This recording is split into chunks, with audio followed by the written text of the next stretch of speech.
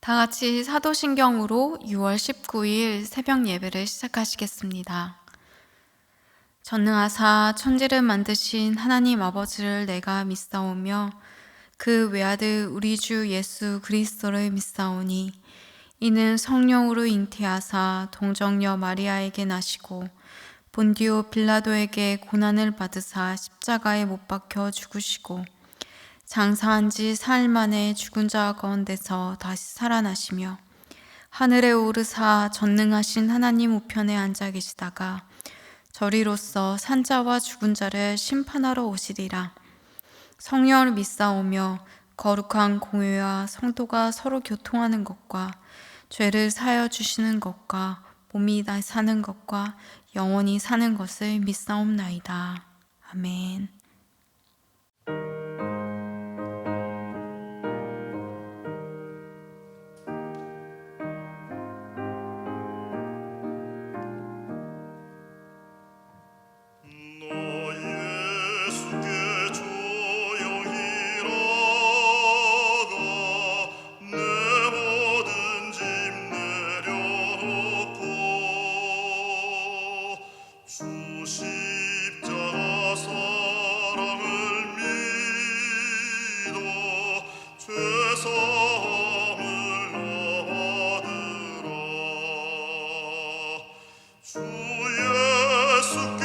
주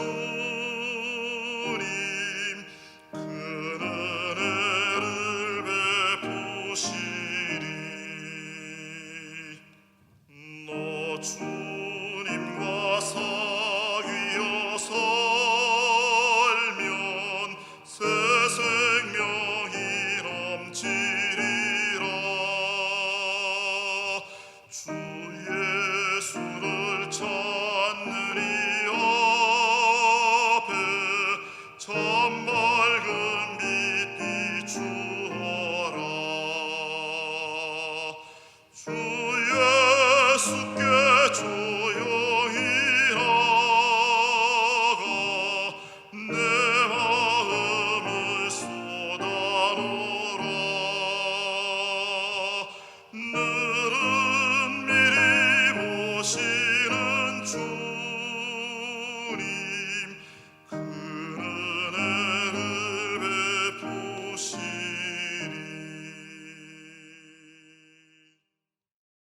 오늘 우리에게 주시는 하나님의 말씀은 잠언 26장 1절에서 16절 말씀입니다. 제가 봉독하도록 하겠습니다. 미련한 자에게는 영예가 적당하지 아니하니 마치 여름에 눈이 오는 것과 추수 때에 비 오는 것 같으니라. 까닭없는 저주는 참새가 떠도는 것과 제비가 날아가는 것 같이 이루어지지 아니하느니라. 말에게는 채찍이요 나귀에게는 재갈이요 미련한 자의 등에는 막대기니라. 미련한 자의 어리석은 것을 따라 대답하지 말라. 두렵건대 너도 그와 같을까 하노라. 미련한 자에게는 그의 어리석음을 따라 대답하라. 두렵건대 그가 스스로 지혜롭게 여길까 하노라. 미련한 자 편에 기별하는 것은 자기의 발을 베어 버림과 해를 받음과 같으니라. 저는 자의 다리는 힘 없이 달렸나니 미련한 자의 입의 잠언도 그리하니라. 미련한 자에게 영예를 주는 것은 돌을 물매에 매는 것과 같으니라. 미련한 자의 입의 잠언은 술 취한 자가 손에 든 가시나무 같으니라. 장인이 온갖 것을 만들지라도 미련한 자를 고용하는 것은 지나가는 행인을 고용함과 같으니라. 개가 그 토한 것을 도로 먹는 것 같이 미련한 자는 그 미련한 것을 거듭 행하느니라. 내가 스스로 지혜롭게 여기는 자를 보느냐? 그보다 미련한 자에게 오히려 희망이 있느니라. 게으른 자는 길에 사자가 있다, 거리에 사자가 있다 하느니라. 문짝이 돌저기를 따라서 도는 것 같이 게으른 자는 침상에서 도느니라. 게으른 자는 그 손을 그릇에 넣고도 입으로 올리기를 괴로워하느니라. 게으른 자는 사리에 맞게 대답하는 사람 7보다 자기를 지혜롭게 여기느니라. 아멘. 이 시간 예배를 위해 함께 기도하시겠습니다. 하나님 아버지, 우리를 주님의 자녀 삼아주시고 오늘 이 시간도 은혜의 자리로 불러주시니 감사합니다. 오늘 말씀을 통해서 하나님께서 기뻐하시는 삶이 무엇인지, 우리가 회개하고 돌이켜야 할 것은 무엇인지를 깨닫게 하시고, 말씀을 듣는 것으로 끝나는 것이 아니라 믿고 순종함으로 나아가는 저희가 되기를 소망합니다.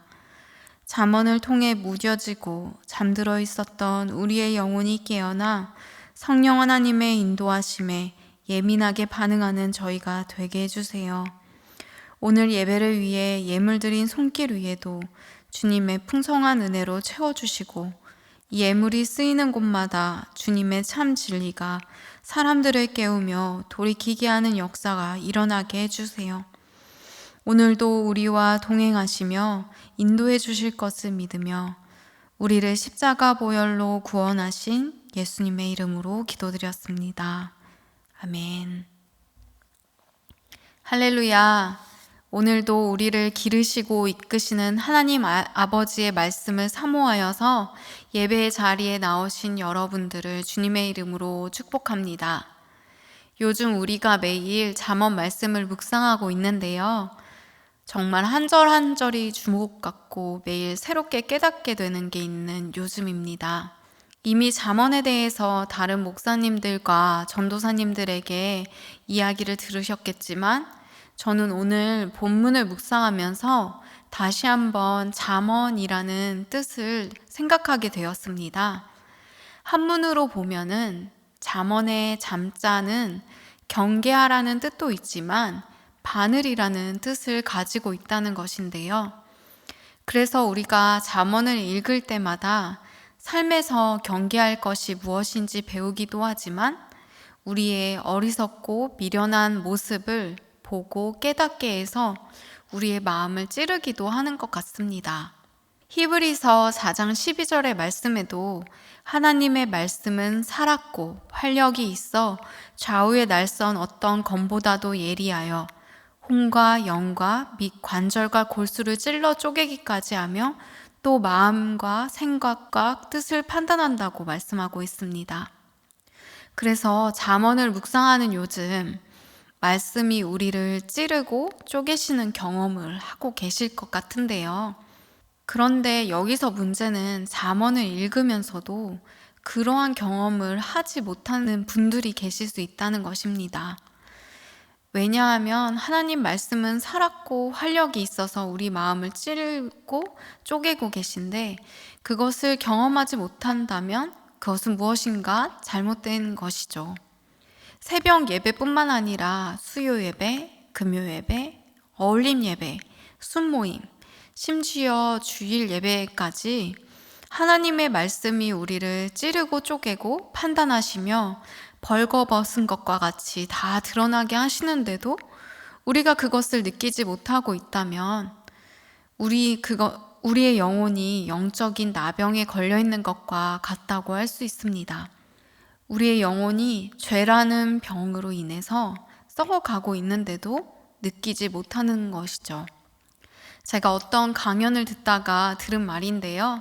교육이라는 것은 반드시 이것을 전제하는 것이라고 합니다. 그 전제는 바로 사람은 변한다. 사람은 변할 수 있다라는 것입니다. 그러니까 사람은 절대 변하지 않아 라고 생각하는 사람은 절대 교육을 하지 않는다는 것입니다. 그런데 하나님이 쓰신 성경은 어떻게 전제하고 있는 것 같습니까? 사람은 변할 수 있다라고 전제하고 있습니다. 그보다 먼저는 사람이 죄로 인해 악하고 타락한 상태인 것을 이야기하고 있죠.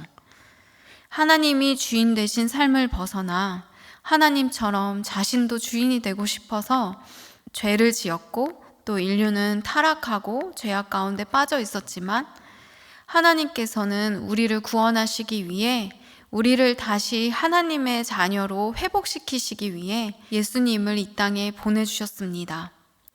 그러니까 하나님께서는 우리를 구원하실 뿐만 아니라 우리를 변화시키기 원하시는 하나님이시라는 것이죠. 그래서 우리에게 하나님께서는 성경을 주셨습니다. 디모데후서 3장 15절에서 17절 말씀에도 정확히 나와 있는데요. 또 어려서부터 성경을 알았나니 성경은 능히 너로 하여금 그리스도 예수 안에 있는 믿음으로 말미암아 구원에 이르는 지혜가 있게 하느니라. 모든 성경은 하나님의 감동으로 된 것으로 교훈과 책망과 바르게 함과 의로 교육하기에 유익하니, 이는 하나님의 사람으로 온전하게 하며 모든 선한 일을 행할 능력을 갖추게 하려 함이라. 그러니까 우리가 보기에 혀를 끌끌 차며 저 사람은 절대 안 변해, 저 사람이 변하면 내 손에 장을 짓는다, 이렇게 얘기할 절대 변하지 않을 것 같은 사람도 하나님을 만난다면, 하나님께서 그를 변화시킨다면 그것이 가능하다라는 것입니다. 그 이야기는 동시에 우리 자신이 생각하기에 절대 변화될 수 없다라고 하는 그 모난 성격, 게으름, 이기심까지도 하나님께서는 변화시킬 수 있다는 것이죠. 우리는 그 사실을 믿고 주님을 의지해야 합니다. 오늘 우리가 읽은 잠언 26장 1절에서 16절 말씀에도 역시나 우리를 찌르는 말씀, 잠언을 이야기하고 있습니다. 오늘 본문은 크게 두 부분으로 나눌 수 있는데요. 1절에서 12절은 미련한 자에 대해서, 13절에서 16절은 게으른 자라는 주어가 등장하고 있습니다. 그런데 사실 오늘 본문 말씀을 읽고 또 읽고 읽다 보면은 모두 하나의 특성을 가진 사람을 가리키고 있음을 우리는 알 수 있습니다. 본문은 그것을 중심으로 다시 세 문단으로 나눠볼 수 있는데요. 각 문단의 가장 마지막 부분에 이야기하고 있는 사람의 특성이 같은 사람이라는 것을 우리는 알 수 있습니다. 제가 한번 읽어보겠습니다. 먼저 5절 말씀입니다. 미련한 자에게는 그의 어리석음을 따라 대답하라. 두렵건대 그가 스스로 지혜롭게 여길까 하노라. 그리고 12절 말씀입니다. 내가 스스로 지혜롭게 여기는 자를 보느냐? 그보다 미련한 자에게 오히려 희망이 있느니라. 그리고 마지막으로 16절 말씀입니다. 게으른 자는 사리에 맞게 대답하는 사람 7보다 자기를 지혜롭게 여기느니라. 그러니까 잠언 26장 1절에서 16절은 두 사람, 미련한 자, 게으른 자에 대해서 이야기하고 있는 듯 하지만 사실은 가장 경계해야 할 한 사람, 단 하나의 특징을 이야기하고 있는 것이죠. 바로 스스로 지혜롭다고 여기는 사람입니다. 자칭 지혜자입니다. 그리고 방금 읽은 세 구절을 자세히 곱씹어 보면 점점 뒤로 갈수록 그 의미가 가중되고 있음을 알 수 있습니다. 5절에서는 두렵건대 그가 스스로 지혜롭게 여길까 하노라 하면서 걱정된다는 말을 하고 있고요. 12절에는 스스로 지혜롭게 여기는 자보다는 그래도 미련한 자에게 희망이 있다라고 미련한 자와 스스로 지혜롭게 여기는 자를 비교하고 있음을 알 수 있습니다. 그리고 16절에는 사리에 맞게 대답하는 7사람보다 게으른 사람은 자기를 지혜롭게 여긴다라고 말씀하고 있습니다. 여기에 사리에 맞게 이야기하는 7사람은 완전수, 7을 사용하여서 완벽하게 사리에 맞게 말하는 사람들보다도 게으른 사람은 스스로를 지혜롭게 여긴다라고 하는 것을 알 수 있습니다. 그러니까 이 게으른 사람은 스스로 지혜롭게 여기며 자기 기만과 자기 합리화에 빠져서 움직이지 않으려고 한다는 것을 우리는 알 수 있습니다. 그러니까 본문은 결국 게으른 사람, 스스로 지혜롭다라고 여기는 사람에 초점이 맞춰져 있다라는 것을 우리는 알 수 있습니다. 그리고 대놓고 너 스스로 지혜롭다라고 생각하지 마라 이렇게 얘기하는 것이 아니라 미련한 자나 게으른 자가 끼칠 수 있는 피해에 대해 여러 가지 비유를 통해 이야기하면서 그러한 모습이 조금이나마 우리 자신에게는 없는지 살펴보도록 권하고 있는 것입니다. 그래서 1절에서 12절에는 미련한 사람에 대해서 말씀하고 있는데요. 1절에는 여름에 눈이 오며 추수 때 비가 오는 것 같다고 이야기하고 8절에서는 적시적소에 던져져 돌팔매의 돌이 물매에 묶인 것과 같다고 비유하면서 스스로 지혜롭게 여기는 사람이 영예를 얻는 중직에 앉게 되면 공동체 전체의 재앙이 되며 위기에 도움이 되지 못하는 것과 같다고 말합니다. 또한 2절과 7절과 9절에서는 미련한 자들의 훈계의 말이나 저주는 힘이 없고 오히려 사람의 마음을 상하게 해서 술 취한 사람이 가시나무를 흔드는 것과 같다라고 말하고 있습니다. 또 6절에서는 중요한 소식을 미련한 사람에게 전하게 하는 것은 발을 칼로 베는 것, 폭력을 마시듯 해를 받게 될 것이라고 경고하고 있습니다.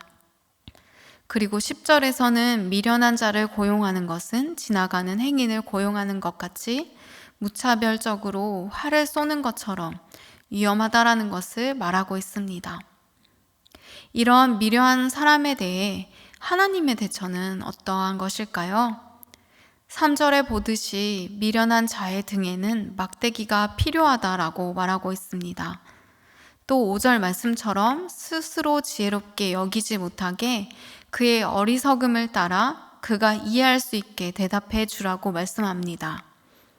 그에게 올바른 말씀과 훈육이 필요하다고 말씀하고 있습니다.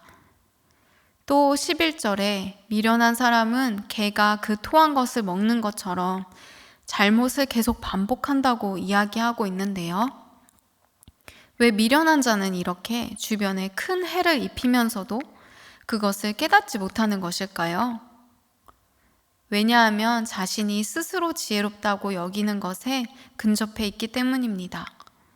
누군가 해주는 조언들을 듣지 않기 때문입니다. 막대기와 같이 올바로 갈 수 있는 말씀을 듣지 않는다면 그 사람은 변화되지 않고 계속해서 반복해서 잘못된 죄를 저지를 것입니다. 우리 주변에 혹시 그러한 사람들이 있지는 않나요? 아니, 혹시 오늘 본문에서 말하고 있는 이 미련하고 게으른 사람이 우리 자신은 아닐까요? 과거에 성공한 경험들로 인해 자신만의 방식을 고집하면서 내가 왕년에 나 때는 하면서 이야기를 꺼내고 있지는 않나요?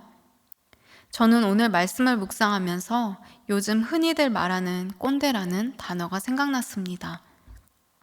네이버 지식백과에 꼰대를 검색해보니 BBC에서 2019년 9월 23일 페이스북 페이지에 오늘의 단어로 꼰대라는 단어를 소개했다고 하는데요. 그 꼰대를 소개하면서 그 뜻을 자신이 항상 옳다고 믿는 나이 많은 사람, 다른 사람은 늘 잘못됐다고 여김이라고 해석했습니다. 그러나 오늘 우리가 읽은 본문은 반드시 나이 많은 사람만을 가리키고 있진 않습니다. 자신이 스스로 지혜롭다고 여기는 사람, 자신이 항상 옳고 다른 사람은 늘 틀렸다고 생각하는 사람이 바로 변화될 수 없는 꼰대라고 이야기하는 것 같습니다. 그런 사람들이 리더, 중직에 오를 때 그 공동체는 위기, 재앙에 처할 수밖에 없습니다. 오늘 본문은 그런 사람이 바로 게으른 사람이라고 말합니다. 13절에 현실을 바로 직시하지 못하고 길가 거리에는 사자가 있다, 포악한 사자가 있다 라고 외치면서 자신의 책임을 회피합니다. 15절에는 밥을 먹기 위해 입에 손을 가져가는 것도 힘들어하는 가장 기본적인 것들도 자신이 하기 꺼려하는 사람들이 바로 게으른 사람이라고 합니다. 다른 사람에게 자신의 책임을 넘기고 또 자신을 스스로 지혜롭다고 여기는 사람이 바로 게으른 사람이자 꼰대라고 말하고 있습니다. 이런 사람들에게 잠언은 돌이킬 것을 이야기하고 있습니다. 스스로 지혜롭다고 여기는 것은 지혜의 근본이신 하나님을 인정하지 않는 것이고 스스로 짐을 지는 것과 같습니다. 왜냐하면 스스로 모든 일을 자신의 방식대로 처리하려고 하기 때문입니다. 어쩌면 신입사원보다는 오래 회사에서 일해온 상급자가 교회에서는 새로 들어온 새가족보다는 직분자나 저와 같은 교역자들이 그런 오류에 빠지기 쉬울지 모르겠습니다. 그건 내가 다 해봤는데 안 돼. 그렇게 해야지 저렇게 하면 어떡해? 하면서 우리도 모르는 사이에 다른 사람들을 자신의 잣대로 판단하고 만나는 사람들에게 상처를 주고 있지는 않은지 우리의 삶을 돌아보아야 합니다. 잠언 21장 2절 말씀은 사람의 행위가 자기 보기에는 모두 정직하여도 여호와는 마음을 감찰하신다고 말씀하고 계십니다. 지금 당장은 떠오르는 것이 없다고 해도 오늘의 이 말씀을 통해 우리 마음을 찌르고 쪼개어 스스로 지혜롭게 생각한 것은 없는지 하나님께 감찰해 달라고 기도하기를 원합니다. 예수님께서는 나는 마음이 온유하고 겸손하니 나의 멍에를 메고 내게 배우라. 그리하면 너희 마음이 쉼을 얻으리니 라고 말씀하셨습니다. 스스로 지혜롭게 여기며 모든 짐을 스스로 지며 힘든 시간을 보내고 있다면 이 시간 다시 예수 그리스도 십자가 앞에 모든 짐을 내려놓고 온유하고 겸손하신 주님을 의지하며 마음의 쉼을 얻으시는 저와 여러분이 되었으면 좋겠습니다. 그래서 예수 그리스도의 장성한 분량까지 자라고 변화되기를 마지막 때에 주님이 다시 오셨을 때에 악하고 게으른 종이라 말을 듣기보다는 주님께 잘하였도다 충성된 종아 라고 칭찬을 들으며 참된 안식을 누리시는 저와 여러분 모두가 되기를 주님의 이름으로 축복합니다. 다 함께 주기도문으로 오늘 예배를 마치시겠습니다. 하늘에 계신 우리 아버지여, 이름이 거룩히 여김을 받으시오며 나라가 임하시오며 뜻이 하늘에서 이루어진 것 같이 땅에서도 이루어지이다. 오늘 우리에게 일용할 양식을 주시옵고 우리가 우리에게 죄 지은 자를 사하여 준 것 같이 우리의 죄를 사하여 주시옵고 우리를 시험에 들게 하지 마시옵고 다만 악에서 구하시옵소서. 나라와 권세와 영광이 아버지께 영원히 있사옵나이다. 아멘.